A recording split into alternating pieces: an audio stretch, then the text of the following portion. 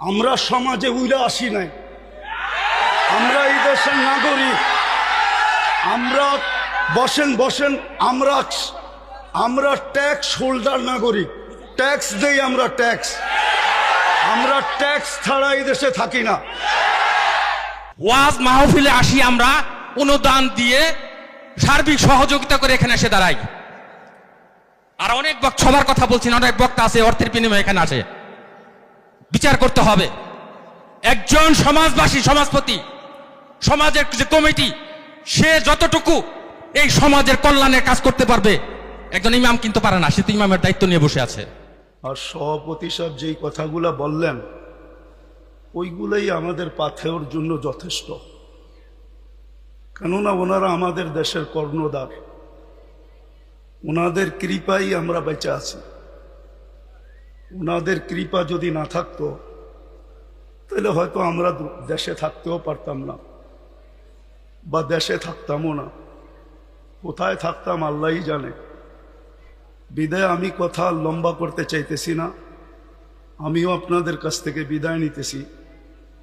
আমার পরে যেই বক্তা উনি আসবেন, আমি আপনাদের কাছে অনুরোধ রাখব যে আপনারা ওনার কথা শুনবেন এবং দোয়া পর্যন্ত বসবেন, তারপরে এটাকে পরিসমাপ্তি ঘটাবেন। বলে আমি আমার কথা শেষ করলাম। ওমা আলাইনা ইল্লাল বালাগ।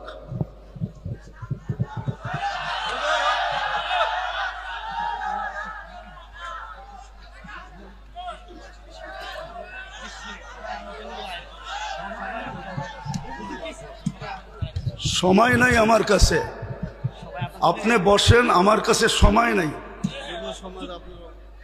রাখেন রাখেন। আমরা সমাজে উইরা আসি নাই, আমরা এই দেশের নাগরিক। আমরা বসেন বসেন, আমরা ট্যাক্স হোল্ডার নাগরিক, ট্যাক্স দেই আমরা, আমরা ট্যাক্স ছাড়া এই দেশে থাকি না। আপনারা বসেন। আমাদের দেশের কালচার এটা হয়ে গেছে। সবাই হুজুরদের কথা বলে, কিন্তু হুজুরদেরকে আন্ডার এস্টিমেট করে। আমি পায়ে হাত দিয়ে বলবো, আমাকে কেউ আন্ডার এস্টিমেট করেন না। আপনারা আমাকে চিনেন না, আমার পরিচয় জানেন না। বসেন, আপনারা বসেন, আমার পরিচয় আপনারা জানেন না। আপনারা আমাকে আন্ডার এস্টিমেট করেন না। আমরা সর্ব ওয়াজ মাহফিলে এটা ভুগতেছি আজকে 16 বছর ধরে না। আমরা জন্ম থেকে জ্বলছি, যেটা বাংলাদেশের প্রবাদ বাক্য, আমরা জন্ম থেকে জ্বলছি। জন্ম থেকেই জ্বলা। আর কতদিন? আপনাদের পায়ে হাত দিয়ে বলি বসেন, আওয়াজ করবেন না, কেউ আওয়াজ করবেন না। আমাদের সময়ের দাম আছে, আমাদের সময়ের দাম আছে। এরকম যে আমাদের সময়ের দাম নাই, বা আমাদের এইটা কইরা খাইতে হবে এরকম কোনো জরুরি না যে আমাদের ওয়াজ করেই খাইতে হবে। আমাদের খাওয়ার অনেক ব্যবস্থা আল্লাহ রেখা দিছে। যেই আল্লাহ আমাকে জন্ম দিছে, উনি আমার খাওয়া তৈরি করেন নাই না? খাওয়া ছাড়া আমাকে দুনিয়াতে পাঠায় দিছে যে আমাকে এইভাবে করে খাইতে হবে। আপনাদের পায়ে হাত দিয়া বলি, আওয়াজ করবেন না। বাস আমি যেটা বলছি, সভাপতি সাহেব আমাদেরকে দিক নির্দেশনা ভালোই দেখাইছেন, খারাপ না। কিন্তু আমি আপনাদেরকে বলতেছি, আমার হাতে সময় নেই, আমার আরেকটা প্রোগ্রামে যেতে হবে। আমার এইখানে লেখা আছে 9টা। দেখেন যদি লেখা না থাকে। এখন বাজে কয়টা বলেন তো আপনারা? হ্যাঁ, আপনারা আপনাদের লেখার উপরে আন্তরিক না? আপনারা তো আন্তরিক না। আপনারা আমাকে 9টার সময় দিতে পারেন নাই। আপনারা এখন বাজতে শেষ 35 মিনিট আপনারা আমার লস করছেন। বিদায় আমি আপনাদেরকে সময় দিব কোত্থেকে? আমার তো ছিল 9টার থেকে আমি 10টা দিব আপনাদেরকে, 1 ঘন্টা। আমার মিশনই তো এই যুবকদেরকে নিয়ে খেলা। আমি তো যুবকদেরকে নিয়েই খেলি। যুবকদেরকে তো আমরাই তৈরি করছি। আমি যদিও দেশের স্বাধীনতা দেখি নাই, আমি দেখব কোত্থেকে? ওই 4 তারিখের রাত্রে তো আমি ইংল্যান্ড থেকে কানাডায় যেতেছিলাম, আমি তো জমিনেই ছিলাম না, 39,000 ফিট উপরে ছিলাম। নামার পরে আমি শুনছি দেশ স্বাধীন হয়ে গেছে।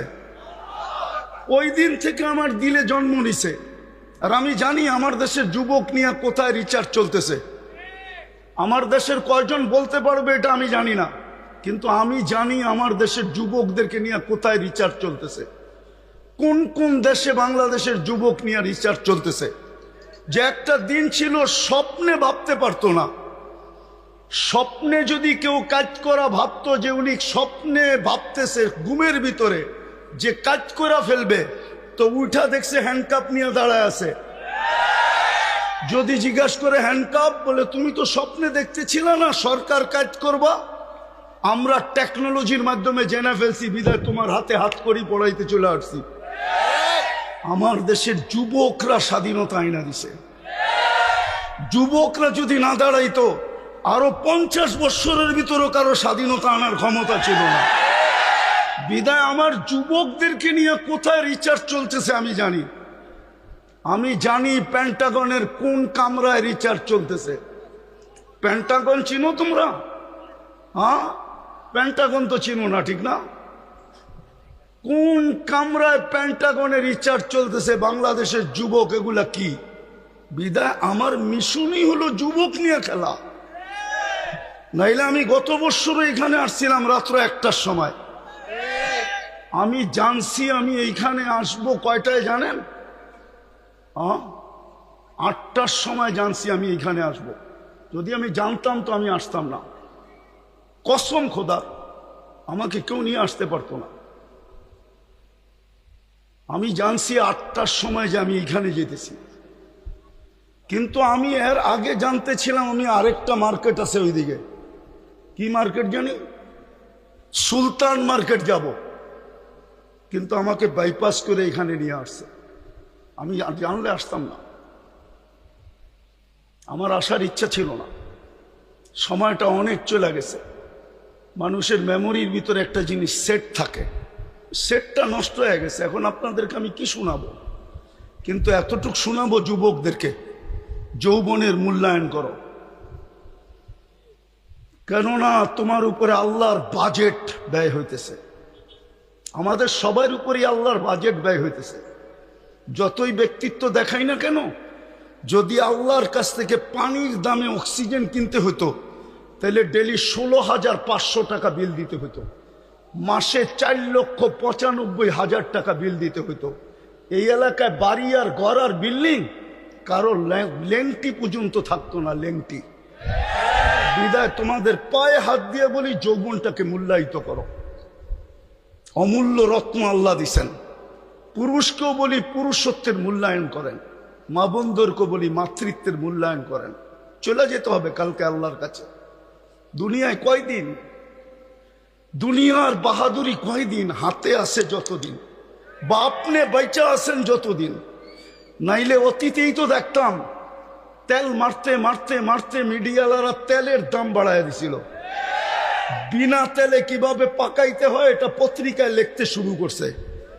আজকেও দেখতেছি স্বৈরাচার বলতে বলতে গলা শুকায়া ফেলতেছে, মাঝে মাঝে শুকায় আবার পানিও খায়। তো চিত্র তো দেখতেছি আমাদের চোখেই। দুনিয়ায় কতক্ষণ? আমি বেঁচে আছি যতক্ষণ, অথবা আমার কাছে আছে যতক্ষণ। যেদিন থাকবে না, আমিও থাকবো না, আমার কাছেও থাকবে না। এই জন্যই মৃত্যু লগ্নে 4 জন ফেরেশতা আসে। প্রথম ফেরেশতা ধ্বনি দেয় কানের ভিতরে, ইনকাতাতিল আজাল অনকাতাতিল আমাল, তোমার বয়স শেষ, আশা শেষ। দ্বিতীয় ফেরেশতা একটা চিৎকার দিয়া কানটাকে ফাটায় ফেলে, সালাল ইস্তেগাল, বড় ব্যস্ত ছিল, আল্লাহ ডাকলেও আসার সুযোগ হইতো না। আল্লাহ ডাকে, কে ডাকে? কে ডাকে? 5 বেলা কে ডাকে? 90% মানুষ নামাজ পড়ে না। আপনি ব্যস্ত? কি নিয়ে ব্যস্ত? ও যুবক, তুমি কি নিয়ে ব্যস্ত বলো আমাকে? কি নিয়ে ব্যস্ত তুমি? কোন দেহটা নিয়ে ব্যস্ত? এই দেহটা কে দিছে? কে দিছে দেহটা? পূর্ণতা কে দিছে? পারল তো না আজ পর্যন্ত। আমাদের আগের যে প্রধানমন্ত্রী ছিল শেখ হাসিনা, এর ঘরেই তো প্রতিবন্ধী আছে। লক্ষ কোটি টাকার মানুষ পারল না তো প্রতিবন্ধিত্ব দূর করতে। নাইলে ওনার মেয়ে প্রতিবন্ধী সংস্থার চেয়ারম্যান হলো কি করে? ওনার ঘরে যদি প্রতিবন্ধী না থাকতো, না নাই প্রতিবন্ধী ওনার ঘরে, ওনারা কি জানে না? পূর্ণতা কে দিছে? হ্যাঁ, কে দিছে? এটার ভিতরে পূর্ণতা কে দিছে?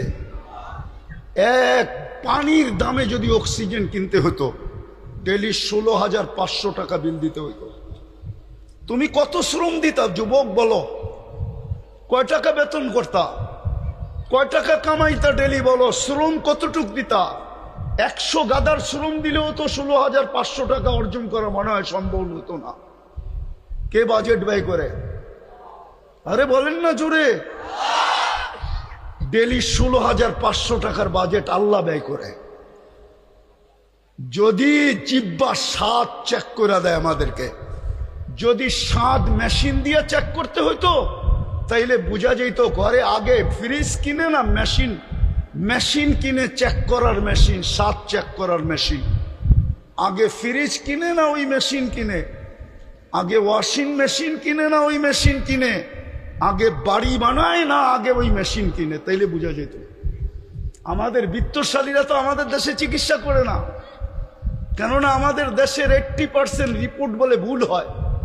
এই জন্য দেখবেন অসুস্থ হইতে দেরি, চুপে চুপে ইন্ডিয়া যেতে দেরি করে না, চুপে চুপে সিঙ্গাপুর যেতে দেরি করে না, চুপে চুপে থাইল্যান্ড যেতে দেরি করে না, আমেরিকা ইংল্যান্ড যেতে দেরি করে না। হইতে পারতো আপনি মেশিন কিনছেন বটে, কিন্তু আপনার মেশিন যদি ভুল রিপোর্ট দিত আপনি কি করতেন? তাইলে তো প্রতিদিন খাইতেন আর প্রতিদিন হাসপাতালে যেতেন। আজ পর্যন্ত তো আপনার জিব্বা ভুল রিপোর্ট দিল না। এই জন্যই তো আপনি বোঝেন না স্বাদ চেক করার কয় টাকা লাগে। এই জন্যই তো আপনি আর আমি চিন্তা করি না গ্রান চেক করতে কয় টাকা লাগে। এরকম এই শরীরটা খুইলা দেখানো যায় একটা একটা। 24 ঘন্টা আল্লাহটা বুক করি। এই জন্যই তো আল্লাহ এক জায়গায় বলছেন, আফা হাসিবতুম আন্নামা খালাকনাকুম আবাস। তোর ধারণা কি তুই অনর্থক সৃষ্টি? তো আরেক জায়গায় হাদিসের ভিতরে বলছেন, আতাইতু কাইনানে তানদুরু বিহা ওয়ালা উহাসিব। এটা কি তোর ধারণা যে চক্ষুটা দিলাম তুই সারাদিন দেখিস, এটা অনর্থক আর হিসাব নিব না? চক্ষুর ভিতরে কয়টা ক্যামেরা? 2 চোখে 26 কোটি ক্যামেরা। যুবক যখন তুমি তাকাও তো 26 কোটি ক্যামেরা একসাথে ফ্লাশ করে, একসাথে ফ্লাশ। যেরকম তোমাদের ক্যামেরায় ফ্লাশ হয়, এরকম 26 কোটি ক্যামেরা একসাথে ফ্লাশ হয়। আল্লাহ তো এটাই বলতেছে, আতাইতু কাইনানে তানদুরু বিহা ওয়ালা উহাসিব। এরকম দৃষ্টিশক্তি দিলাম আর তুমি সারাদিন দেখো আর তোমার হিসাব নিব না। আতাইতুকা উযুনানে তাসমাউ বিহা ওয়ালা উহাসিব। তোকে শ্রবণ শক্তি দিলাম, তোর ভাবনা কি হিসাব নিব না? আতাইতুকা লিসানান তানতিকু বিহি।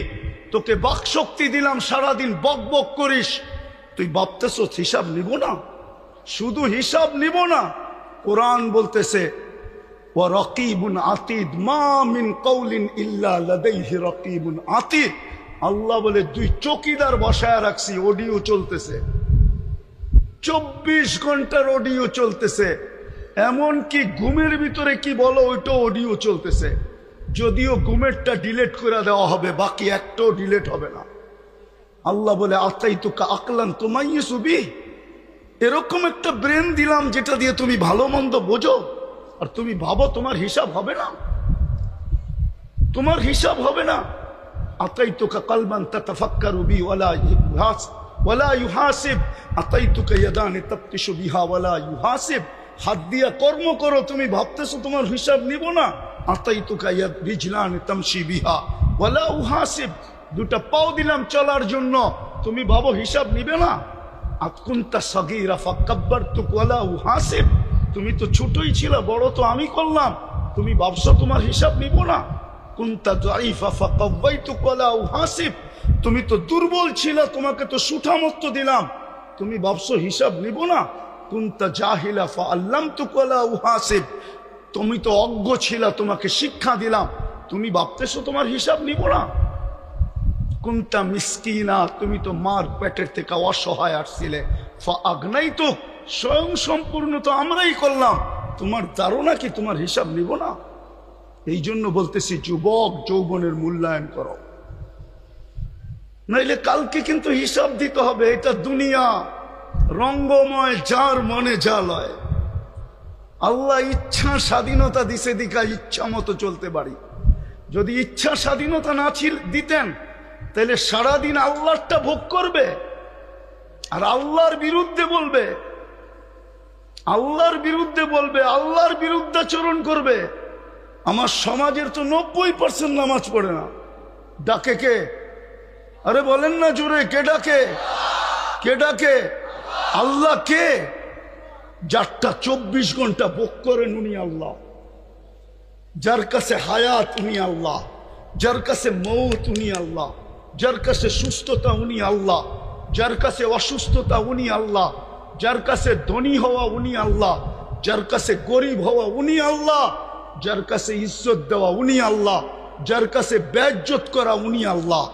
ইচ্ছা করলে সকালের ধনীকে বিকালে ফকির বানাইতে পারে, ইচ্ছা করলে বিকালের ফকিরকে সকালে ধনী বানাইতে পারে। উনি আল্লাহ। শুধু এইখানেই শেষ না, দুনিয়া ভাবে কিছু, আল্লাহ ভাবে কিছু। দুনিয়া ভাবে কিছু, আমরা আল্লাহ ভাবে কিছু। হ্যাঁ, দুনিয়া ভাবতে ছিল কিছু, আল্লাহ ভাবতে ছিল কিছু। আল্লাহ যেটা চায় ওইটাই হয়। তো ওই আল্লাহ ডাকে, শুধু এইখানেই শেষ না, 99 পদের মালিক আল্লাহ ডাকে। 99 পদের মালিক আল্লাহ ডাকে। তর্জমা তো দেখে না, খালি নিজেরটা দেখি, আল্লাহর পরিচয় তো দেখি নাই। এই মজমা এক যুবকও নাই যে 99 নামের অর্থ দেখছে। এই স্টেজেও কেউ নাই 99 নামের অর্থ দেখছে। কোত্থেকে আল্লাহ চিনবে? অফিসের সামনে তো পদবি লেখা থাকে, এই পোস্টারেও তো পদবি লেখা আছে পরিচয় হিসাবে। আল্লাহও তো নিজের পরিচয় দিছে 99 নাম দিয়া। হুয়াল্লাহুল্লাযী লা ইলাহা ইল্লা হু। আল্লাহ নিজের পরিচয় দিছে, আমি আল্লাহ কে ভালো মতে দেখ, তাইলে তোর বিবেকের পর্দা খুলবে। নাইলে একদিন দুনিয়ার জীবন শেষ হয়ে যাবে। আজকে সূর্য এই এলাকায় বলতে বলতে ডুবছে, লান আউদ ফি হায়াতিকা আবাদা। হতে পারে কালকে তোমরা কেউ আমাকে উঠতে দেখবে না। আমি দুনিয়ার শত জায়গা চিনি এই 2 চোখে। আমি একটা দেশ তো দেখি নাই। এই পর্যন্ত 103টা দেশ দেখা শেষ আমার, 7টা মহাদেশ দেখা শেষ আমার। হ্যাঁ হ্যাঁ, আমি শুধু উন্নত দুনিয়া নিউজিল্যান্ড দেখি নাই, বাকি সব দেখা শেষ। আর আল্লাহর মেহেরবানি, দেখতে বেশি সময়ও লাগে না। আমার পাসপোর্টের যে অবস্থা এখন আছে, যদিও কথা মিডিয়ায় চলে যাবে, আমার এয়ারপোর্টে গিয়ে টিকিট নিলেই চলবে। আমি বড় অহংকার করে বলতেছি না, আমি চিনি দুনিয়ার ওই জায়গা, এক রাত্রে মাটির সাথে মিশিয়ে দিয়েছেন। ওই জায়গা চিনি যে জায়গায় ঈসা আলাইহিস সালাম দাঁড়ায় জিজ্ঞাসা করছে এক রাত্রে কিভাবে সমূলের ধ্বংস করলো। তো বলছে বিতনা বিল আফিয়া আসবাহনা ফিল হাফিয়া। ফুর্তি করতে করতে ঘুমায় গেছিলাম, নিশ্চিন্তে সকালে উঠা দেখি হাবিয়া দুজকের ভিতরে। আজকে সূর্য বলতে বলতে এই এলাকায় ঢুকছে, এখনো মাটিটা বলতেছে তামসি আলা যাহরি মাসিরুকা ফি বাতনি। হতে পারে এখান থেকে উঠা কেউ বাড়িতেও পৌঁছতে পারবে না। এর আগেই শোনা যাবে হাসপাতালে নিয়ে গেছে, ডাক্তাররা ঘোষণা দিছে ডেড, চলে গেছে দুনিয়ার থেকে। হতে পারে এরকম। এই জন্য মাটি 24 ঘন্টা বলে তামসি আলা যাহরি মাসিরুকা ফি বাতনি। আমার পিঠে চলমান, অতি সত্বর তুই আমার পেটে আসবি, তারপরে দেখবি ব্যবহার। এই জন্য আমি শেষ জায়গায় চলে আসছি। যুবক, তোমাদের পায়ে হাত দিয়া বলি, শুধু তোমাদের আয়োজন দেখে এতটুকু লম্বা করলাম, তোমাদের পায়ে হাত দিয়া বলি, যৌবনের মূল্যায়ন করো। ওই যুবক নিজেকে বানাও যাতে আল্লাহ দেখা তোমাকে বলে লাউলা শাবাবা খুশা। দুনিয়ার মানুষ তোমাদেরকে ইজ্জত দিলে কতটুক দিবে? আমি জানি দুনিয়ায় কতটুক মানুষকে ইজ্জত দেয়, কতটুক দিবে দুনিয়ার মানুষ ইজ্জত। যদি দুনিয়ার মানুষ ইজ্জতই দিত, তাইলে এখন বলতে হয় রাজনীতি কথা বলতেছি না, মনের কথা বলতেছি। হ্যাঁ, তাইলে জুলাই সনদ নিয়ে এত টাল বাহানা কোনোদিন হতো না। যদি মূল্যই দিত যুবকদেরকে, যদি জনগণকে মূল্যই দিত যে জনগণ করছে, যুবকরা করছে, তাইলে জুলাই সনদ নিয়ে এত টাল বাহানা হইতো না, এত গড়াগড়ি হইতো না, এত দাম কষাকষি হইতো না, এত ছানাছানি হইতো না, এত ফেটাফেটি হইতো না, এত চিল্লাচিল্লি হতো না। দুনিয়ার মানুষ কতটুকু দাম দিবে? দুনিয়ার মানুষ অতক্ষণ দাম দিবে যতক্ষণ তুমি চামচ হইতে পারো। বাস, তোমার তরকারি বাড়া শেষ, তোমার প্রয়োজন শেষ। আমার কথা বিশ্বাস করো, আল্লাহ তোমাকে দাম দিবে যদি তুমি মূল্যায়ন করতে পারো যৌবনে। আমি হাদিস থেকে দেখাইতেছি কতটুকু দাম দিবে। আল্লাহ বলে লাউলা শাবাবা খুশা, ওই যুবকরা যদি জমিনে না থাকতো যে নিজেকে লজ্জাপতির মতো আল্লাহর ভয়ে গুটায় নিছে, তো আল্লাহ বলে লাজালতু সামা হাদিদা, আমি আকাশকে লোহার বানায় দিতাম, আল আরদা সাফসাফা, জমিনকে তামার, ওমা আনজালতু মিনাস সামাই কাতরা ওমা আম্বাততু মিনাল আরদি হাব্বা, জমিন থেকে একটা শস্যের দানা না, আকাশ থেকে একটা বৃষ্টির ফোঁটা না, বাল আনজালতু আলাইহিমুল আযাবা সাব্বা, একের পর এক আযাব দিয়ে ধ্বংস করে ফেলতাম। আর করবেন না কেন? আল্লাহ ডাকে, তারপরও তো আসে না, বলে আমি ব্যস্ত, আমি এই কাজে সেই কাজে, এই সেবায় সেই সেবায় ব্যস্ত।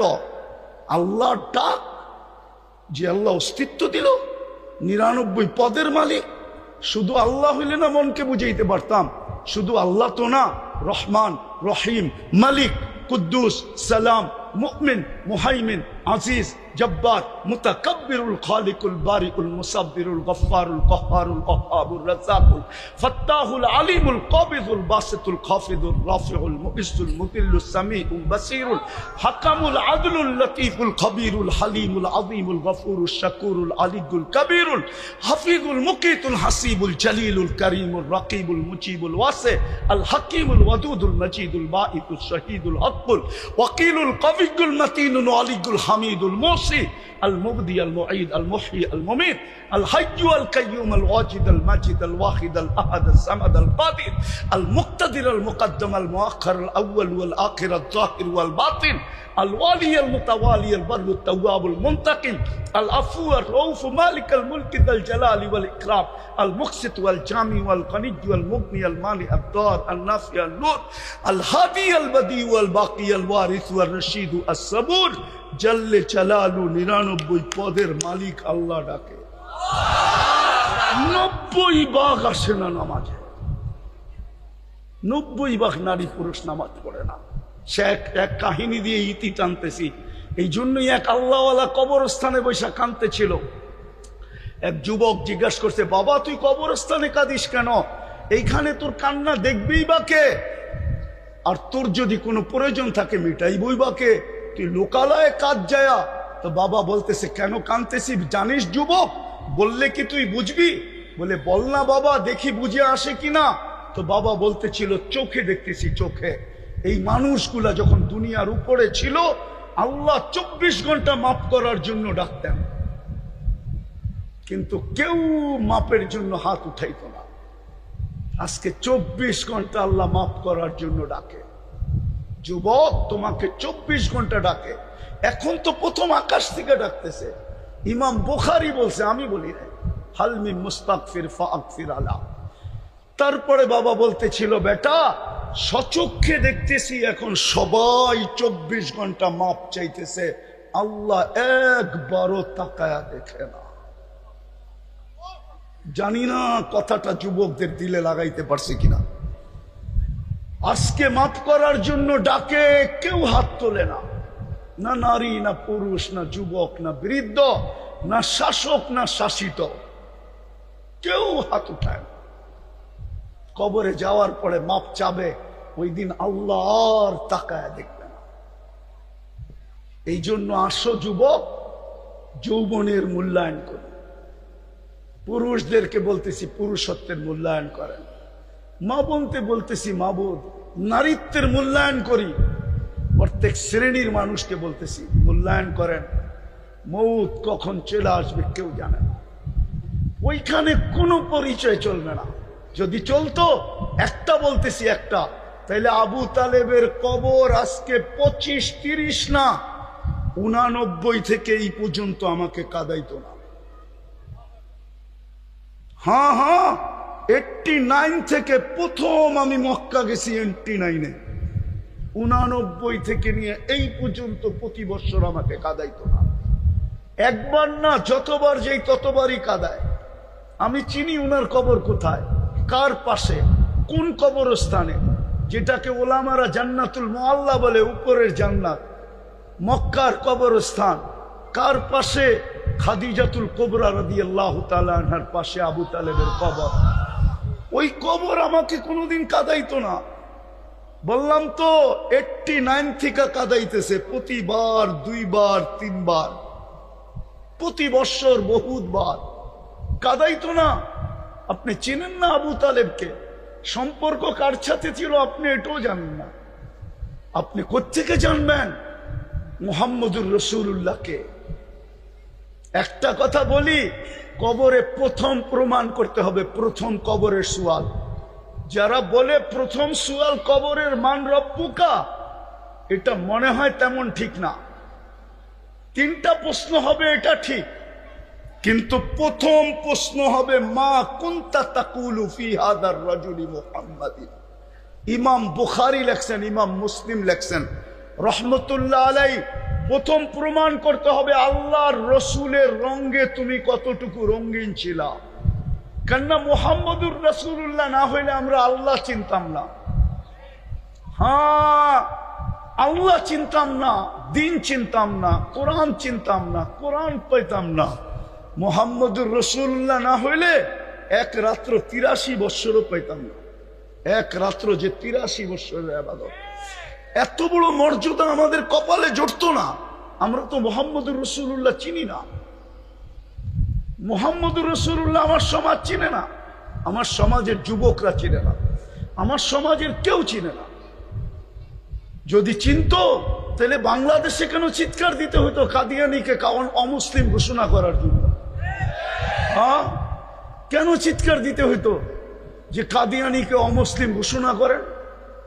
যেই দেশে 90% মুসলমান, ওই দেশে কেন চিৎকার দিতে হতো? হ্যাঁ, সেমিনার কেন করতে হতো? ওলামাদেরকে কেন এই জন্য জেলে যেতে হতো? গুমের কেন শিকার হইতে হতো? এই মুহাম্মদুর রাসূলুল্লাহ আমরা চিনি না। বিদায় কবরের প্রথম প্রশ্ন প্রমাণ করতে হবে তুমি ওনার রঙে কতটুকু রঙিন ছিলা। হ্যাঁ হ্যাঁ, প্রথম প্রশ্ন এটা। বুখারী শরীফ উঠায়া দেখেন, আমি বানায়া বলতেছি না। মুসলিম শরীফ উঠায়া দেখেন, আমি বানায়া বলতেছি না। প্রথম প্রশ্ন হবে এটা। এই জন্য পায়ে হাত দিয়া বলি, নিজেকে মূল্যায়িত করি, তাহলে দুনিয়ার মূল্য কতক্ষণ। কবির কথাই তো সত্য, मिले खाक में आहले शाह कैसे कैसे, जमी खा गई नौजवान कैसे कैसे, अजल ने न छोड़ा किसरा न दारा, उसी से सिकंदर सा फाते भी दिहारा, हर एक लेके क्या क्या हसरत सुधारा, परा रह गया यही ठाट सारा, बचपन ने तुझे बरसों खिलाया, जवानी ने मजनू बनाया, बुढ़ा पे आके फिर क्या क्या सिताया, अजल तेरा कर देगी बिल्कुल सफाया, तुझे दुल्हन के रहो सबसे आला, हो जीनत निराली हो फैशन निराला, यूं ही जिया करता है क्या मरने वाला, तुझे हुस्न जाहिर ने धोखे में डाला, जगह जी लगाने का दुनिया नहीं है, ये इबरत की जा है तमाशा नहीं है, अफा हसिबतुम अन्नमा खलकनाकुम अबस। শুধু ঐতিহ্য থেকে যাবে, ঐতিহ্য বেশি দূরে তো না, এটাও তো গাজীপুর, ঠিক না? হ্যাঁ, এটা গাজীপুর তো। হ্যাঁ, বাওয়ালের রাজা নাই, কিন্তু জমিন নিয়ে কামরা কামরি এখনো চলতেছে কোর্টে। আমরা চিনি কারা কামরা কামরি করতেছে। আমরা এই দেশেই থাকি, আমরা এই দেশেই বড় হয়েছি, আমরা এই দেশি ব্যাকগ্রাউন্ড নিয়ে উঠছি। আমরা চিনি কারা বাওয়ালের জমিন নিয়ে এখনো কামরা কামরি করে। নাই, ঐতিহ্য আছে, ঐতিহ্য। যুবক, তোমারও ঐতিহ্য থেকে যাবে, আমারও ঐতিহ্য থেকে যাবে, আমরা থাকবো না। চলো আজকে তওবা করে আল্লাহর কাছে নিজেকে দামি বানাই। পারবা তওবা করতে? কে কে পারবে দেখি? তাইলে তওবা করি। আল্লাহ, অতীত থেকে তওবা করলাম। বলো বলো, মনের থেকে বলো, মনের থেকে। সর্বশেষ আজকের থেকে তওবাকে অভ্যাস বানাও। ঘুমের সময় তওবা করে ঘুমাও, নাইলে হইতে পারে একদিন তুমিও চিৎকার দিবে, আমিও চিৎকার দিব, কিন্তু আর তাকায় দেখবে না। আজকে 24 ঘন্টা ডাকে শুধু তওবার জন্য। আর সর্বশেষ আজ থেকে নামাজ ছাড়বো, পাক্কা ওয়াদা। আল্লাহ আমাদেরকে আমল করার তৌফিক দান করেন।